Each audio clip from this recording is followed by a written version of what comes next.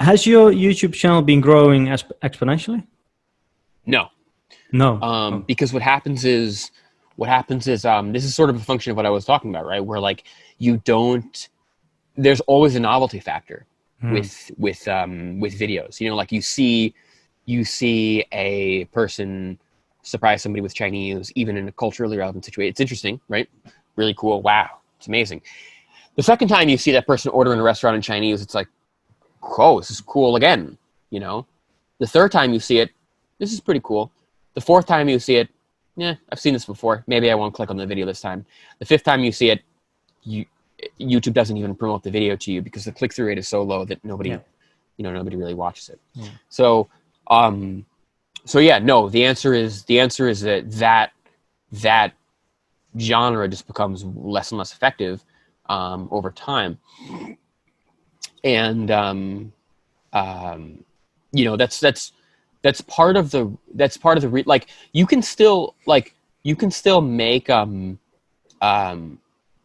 I still have an audience that watches me on YouTube because the way that you like there's very few YouTube creators who are able to consistently get a large audience with every video. Like, because there's like, for example, PewDiePie, right? Mm-hmm. PewDiePie is somebody who can make a video and get get large numbers of people to watch the video every time, right?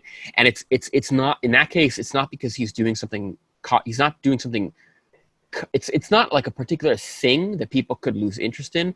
It's more that people are interested in his personality, his style of editing, his style of humor, rather than like any particular like content or challenge that's an interesting idea, right? Yeah. So I have a little bit of that, but not nearly to the degree that like PewDiePie does, right? Yeah. So it's much harder for my channel to kind of grow in that way.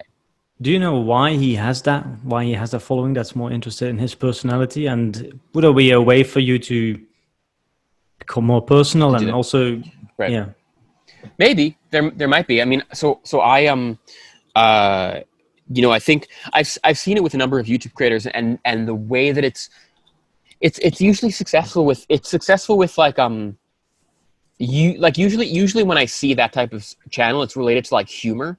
Like people are kind of like funny, and it's possible that like my YouTube channel goes in that direction, but at this point, the thing is, like, I don't really want to be a YouTuber in that direct. Like I could experiment more with that, and maybe like if I tried doing it for like a few months, I could maybe try to get my channel in that direction, but I could also fail, and the thing is, like, when I have a line of sight to making a language business that like doesn't have to be YouTube at all. So like I don't necessarily feel like compelled to try to take my channel into like this humor, fast-paced, edited direction when I could just do what I love, which is like teach and learn languages instead.